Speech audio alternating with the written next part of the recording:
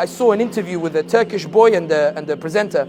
And the presenter says to the Turkish boy, what's your greatest dream? The boy says, my dream is to meet the Prophet Muhammad sallallahu alayhi wasallam. So the presenter's baffled. He looks at him and he says, and what would you say to him? What would you ask him? He says, I would not ask my beloved Prophet anything. Again, I was thinking I'd ask him about Badr, Uhud, ask him about Khandaq, ask him what Wahi felt like, ask him what was it like to meet Jibreel. That's what I'm thinking. He says, I wouldn't ask my beloved Prophet anything. So what would you do when you meet him?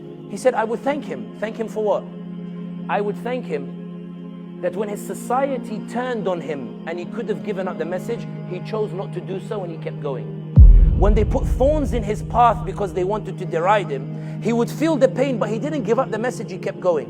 When they offered him the sun and the moon, he denied it and he kept going. When 13 years of da'wah, they boycotted him. He lost Abu Talib, his protection, he kept going. He lost Khadija, radiallahu anha, she dies, he kept going. And the more they kept pressuring him for no other reason, they said, La ilaha illallah. If he had given it up, he would have been back the golden boy of Quraysh. He refused to give it up. Then he got kicked out of Mecca. He says, Wallahi, you are the dearest land to me, and I would never have left you if your people had not kicked me out. He was heartbroken, but he left. In Badr, he's fighting his family. He's fighting his family members. He goes out, he doesn't say, I'm going to give up the message. He keeps going. He's defeated in Uhud. He sees what Hamza does. He doesn't say, why me? Why do I have to keep going the message? He keeps going. The whole of Arabia come against him in the trench in Khandaq. He digs the trench and says, I will keep holding on to this message, even if things are against me. When he turns around, him and his Sahaba, and they say, Mata Nasrullah, when is the victory of Allah coming? He feels it in his heart, that heartbreak. But he keeps going, he keeps going. And when he enters Mecca, he doesn't take revenge.